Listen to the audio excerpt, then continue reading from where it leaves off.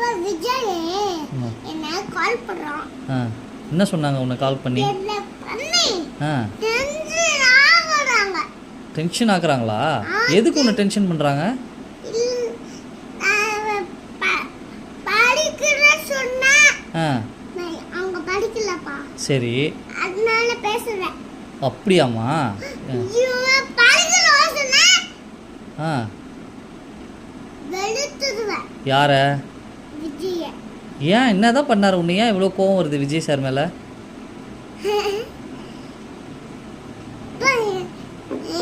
ஆஃபீஸ்ல நீ போறல ஆஃபீஸ்ல. ஆமாம். திட்டுறால.